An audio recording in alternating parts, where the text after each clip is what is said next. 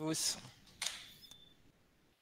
Alors, tout d'abord, merci beaucoup de participer à ce webinaire. Le sujet du webinaire, c'est comment optimiser ses modes de paiement locataire en tant que bailleur.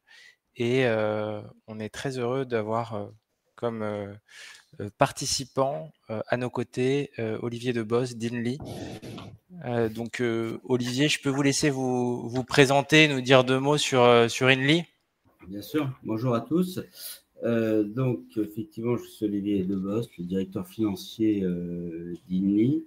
Inly qui constitue aujourd'hui donc on va dire la branche intermédiaire en Île-de-France d'Action Logement, avec quatre petites sœurs en province avec lesquelles on va bientôt en fait constituer un groupe des Inly. Voilà. Et en ce qui me concerne, ça fait bientôt 20 ans que je suis l'évolution du groupe qui s'est transformé donc en acteur aujourd'hui de plus de 50 000 logements gérés et avec la groupisation que j'évoquais qui va passer à 75 000 logements gérés. Voilà. Super, merci beaucoup. Et de mon côté, Mathieu Roche-Toussaint, je suis cofondateur de Piloc. Et Piloc, en deux mots, c'est une solution de paiement sécurisée qui libère du temps à votre équipe. Donc, on utilise plusieurs technologies, une technologie d'IBAN virtuelle, une technologie d'initiation de virement. Et aujourd'hui, on accompagne à peu près 30 bailleurs dans le logement social et intermédiaire.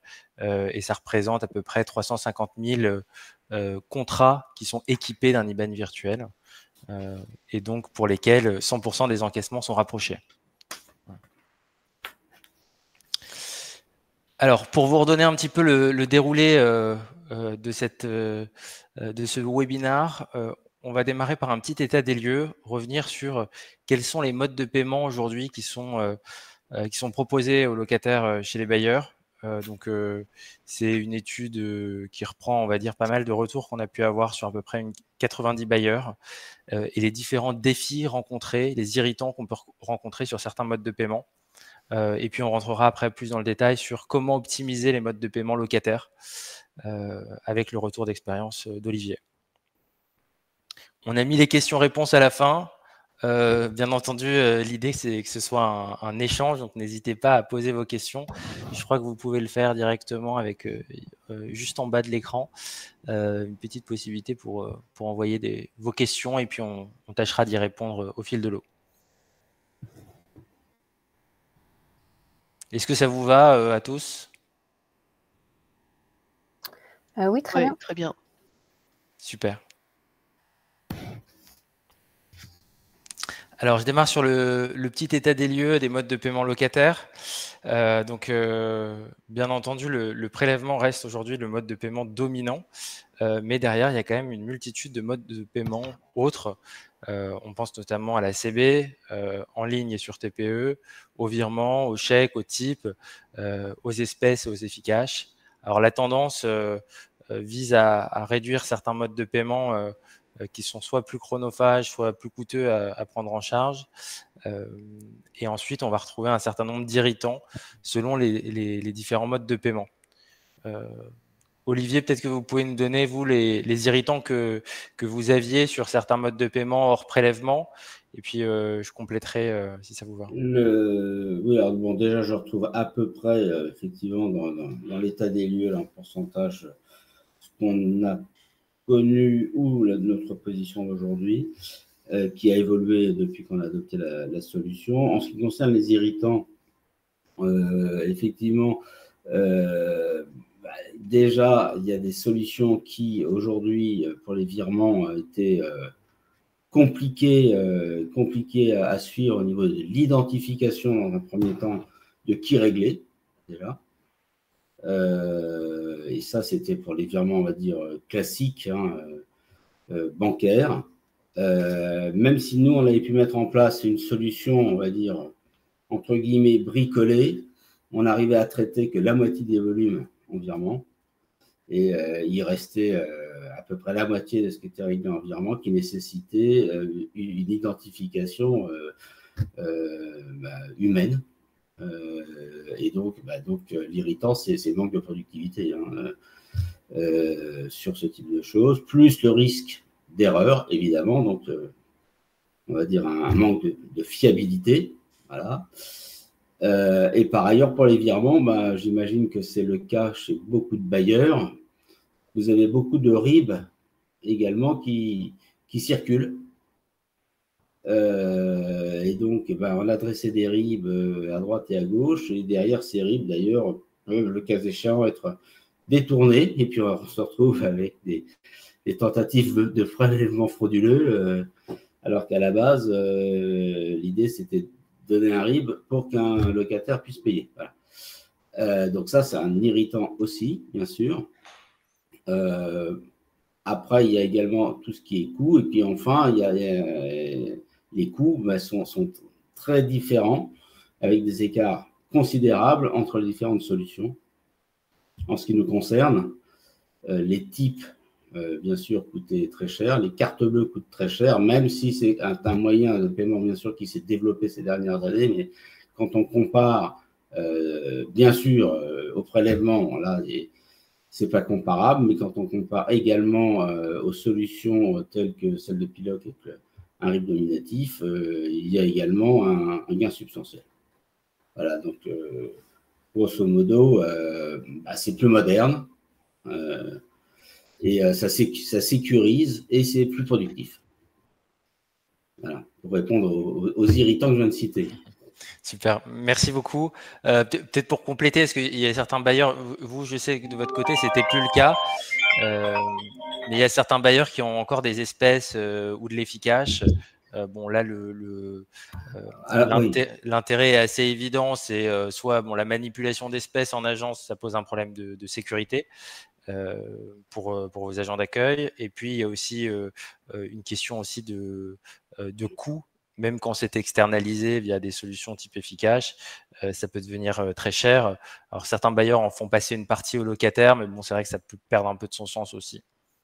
Oui, et puis l'efficace, nous on en a fait. Aujourd'hui, grosso modo, on va dire que ça a pratiquement disparu. C'est en voie de disparition avant qu'on le supprime. Ouais.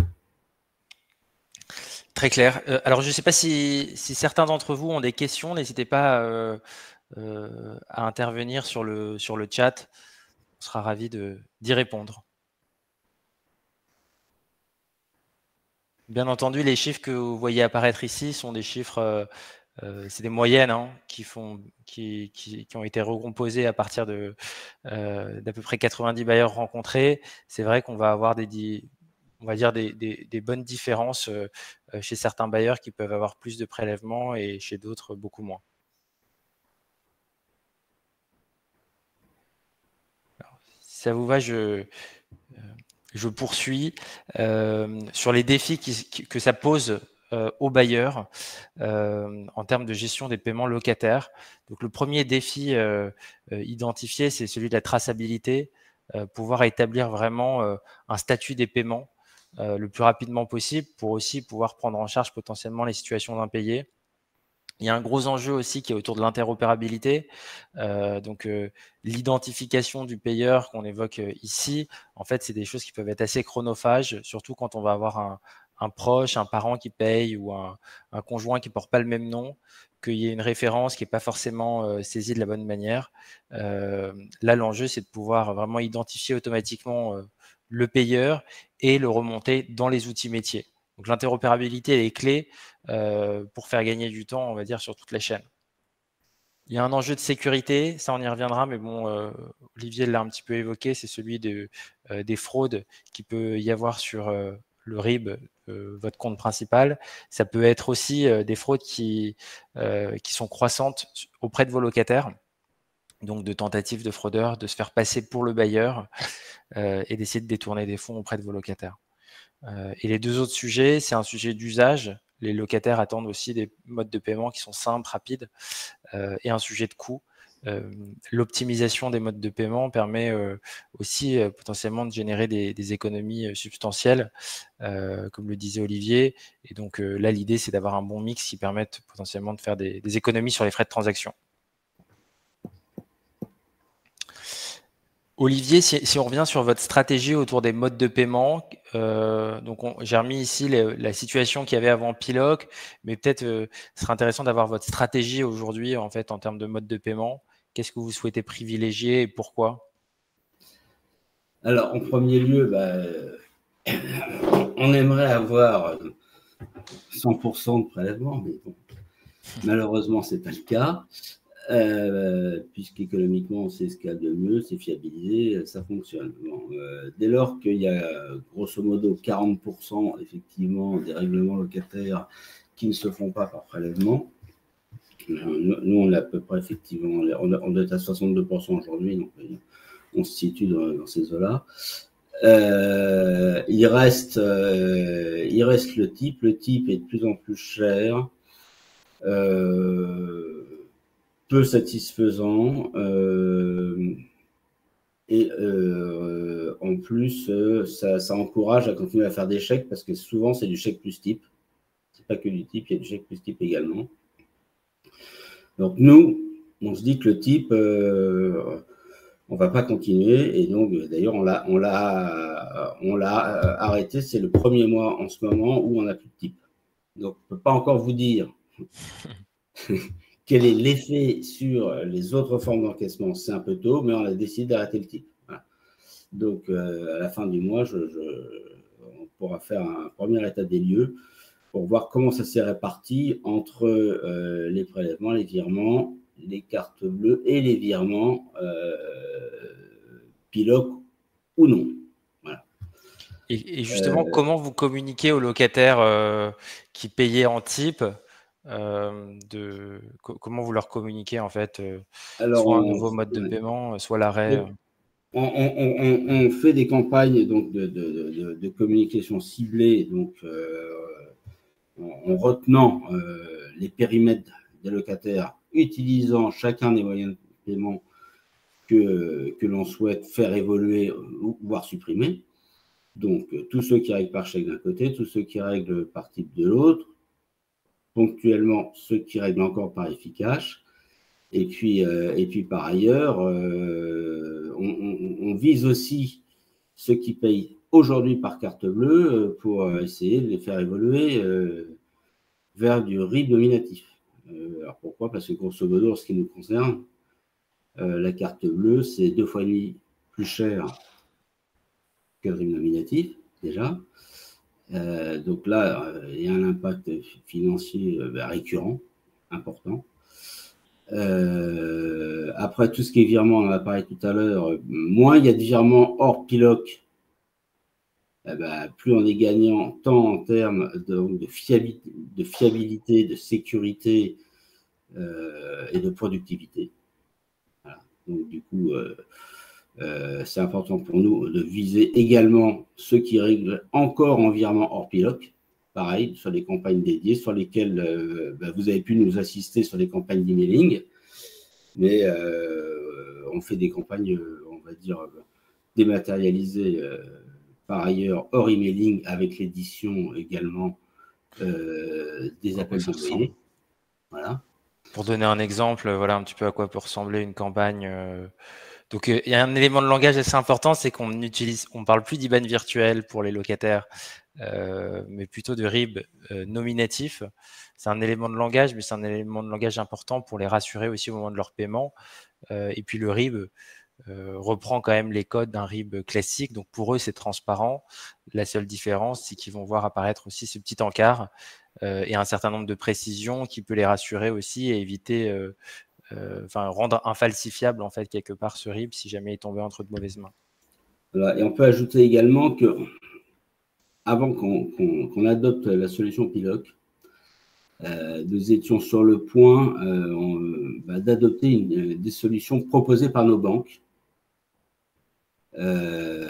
qui proposaient en fait une approche avec des RIB en fait associés à des locataires, mais pour lesquels il fallait gérer les stocks, il fallait commander des stocks de RIB, gérer les stocks et les associer. Et donc ça, d'un point de vue logistique, c'est un peu ingérable, compliqué et très lourd. Donc on a souhaité à l'époque dire, si on retient Piloc, il faut qu'on puisse associer à chaque locataire, même s'il ne l'utilise pas, un RIB nominatif. Donc aujourd'hui, quelqu'un qui est en prélèvement, il a un RIB nominatif, même s'il ne le sait pas. Et si jamais, d'aventure, il souhaitait suspendre ses prélèvements, il pourrait enchaîner par un virement avec le RIB nominatif en question.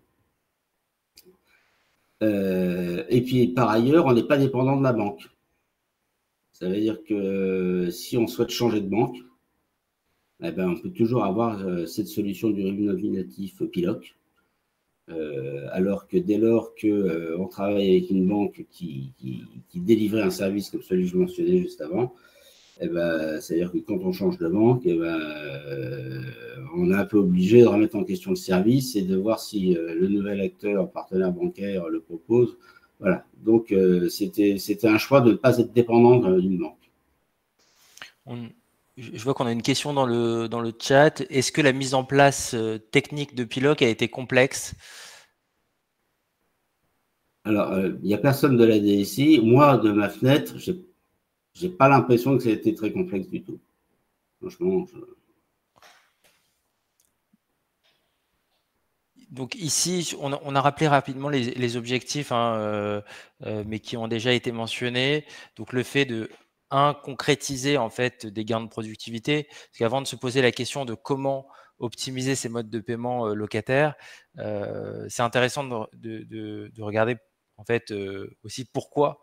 Donc la concrétisation des gains de productivité, là, elle est importante. Au-delà des gains de productivité, c'est aussi permettre potentiellement à des équipes de se consacrer sur des tâches à plus forte valeur ajoutée, ou sur la relation locataire, ou sur la gestion de situations d'impayés, et pas uniquement sur des saisies ou l'identification du payeur. Il y avait le point sur la fiabilisation des données transactionnelles, et le troisième point qui était aussi de réaliser des économies sur les frais de transaction.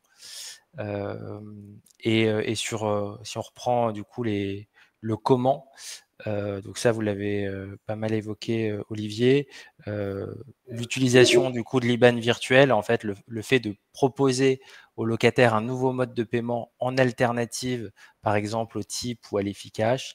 On vient proposer quelque chose, on vient lui expliquer pourquoi en fait lui aussi a intérêt à utiliser ce mode de paiement, et dans les grands enjeux qui font un peu on va dire le succès, c'est les facteurs clés de succès du projet.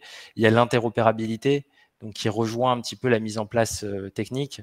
Je peux vous montrer, si vous voulez, ce qu'on a fait sur le logiciel d'Inly, mais on a pu faire apparaître en fait directement sur le logiciel les IBAN virtuels, mais aussi sur les avis d'échéance. Ce qui est intéressant, c'est que sur les avis d'échéance, ça permet pour le locataire d'avoir en fait à sa disposition le RIB sur un document qu'il connaît, donc c'est très rassurant pour lui de pouvoir retrouver cette information juste ici, quoi. Et on l'a fait que pour les locataires qui payaient hors prélèvement, bien entendu. Point très important. Voilà. On ne l'a pas mentionné, on peut ajouter que tout ça est passé avant le déploiement, bien sûr, au filtre DPO chez nous. Parce qu'aujourd'hui, on ne peut rien mettre en place sans que la personne responsable de la protection des données valide les solutions. Et après, je dirais que le troisième facteur clé de succès, c'est vraiment l'accompagnement, la communication. Et ça, en fait, on le voit chez pas mal de bailleurs qui adoptent des solutions de paiement aujourd'hui, mais qui ne les déploient pas forcément parce qu'elles sont pas forcément communiquées de la bonne manière en interne auprès des équipes et puis en externe auprès des locataires. Ça, je ne sais pas si on peut peut-être finir sur ce point-là. comment vous avez ressenti l'accompagnement Piloc et qu'est-ce que ça a apporté chez Inly? J'allais dire que vous avez été capable en fait de nous accompagner dans la communication, comme on parlait des campagnes d'emailing tout à l'heure, de façon, on va dire, plus rapide que notre propre DSI pour mettre en place les communications avec l'outil que nous avons aujourd'hui. Donc, ce qui nous a permis dès le départ, en fait, d'avoir cette souplesse de pouvoir communiquer facilement.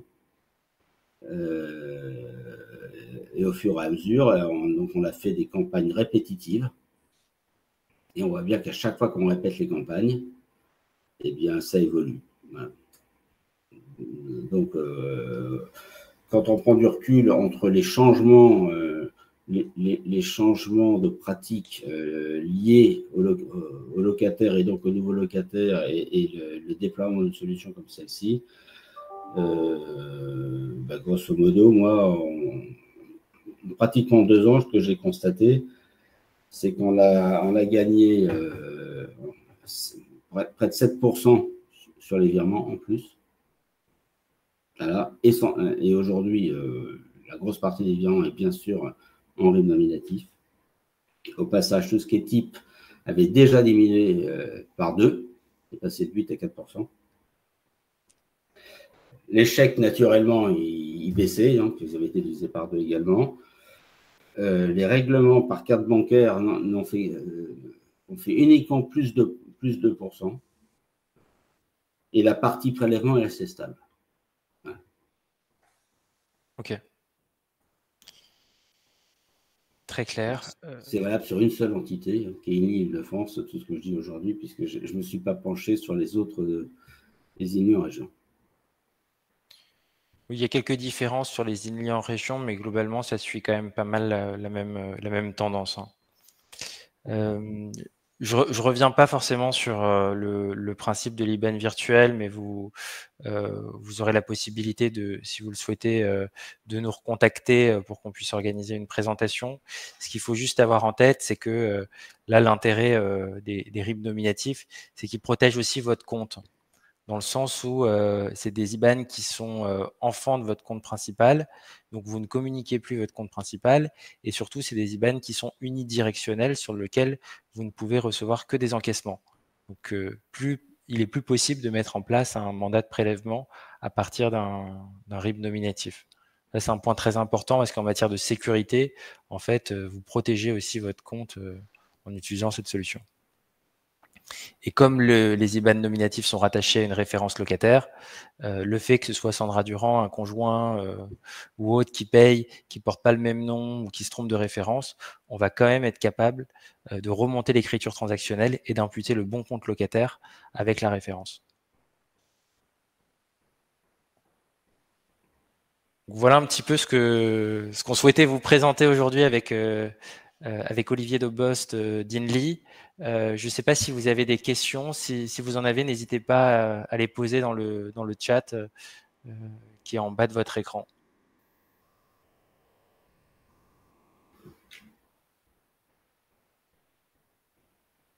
On vous enverra également la présentation hein, si vous le souhaitez.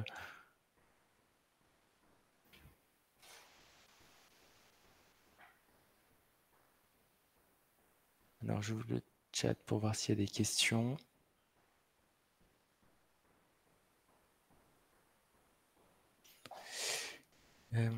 J'ai pas l'impression qu'il y ait de questions.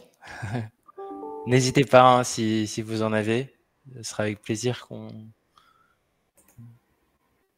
reviendra dessus. Ou s'il y avait des choses qui n'étaient pas claires. Coût global de la solution. Alors, le coût global de la solution, en fait, nous, on a un fonctionnement, un modèle économique qui est aligné avec celui du bailleur, dans le sens où on déploie des IBAN nominatifs sur tout votre parc. Ça, cette partie-là, elle est gratuite. Et derrière, en fait, notre modèle de facturation repose sur le nombre d'IBAN qui sont réellement utilisés, c'est-à-dire sur lesquels on observe au moins une transaction durant le mois. Donc, pour vous donner un ordre de grandeur, autour de 2000 IBAN actifs, on est à 80 centimes par IBAN actif, là où, comme le disait Olivier tout à l'heure, sur un paiement CB, on est plutôt à 2,5 €. Donc, c'est 2 à 3 fois moins cher.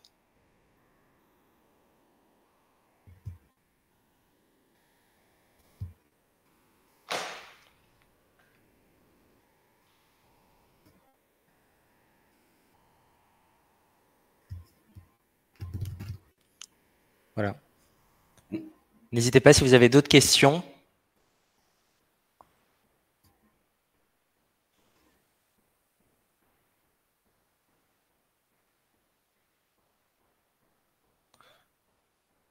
S'il n'y a pas d'autres questions, je vous remercie pour votre participation.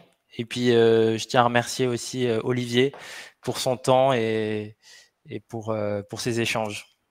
Bon, merci à tous. Merci beaucoup. Bonne fin de journée. Au revoir. Bonne journée. Au revoir.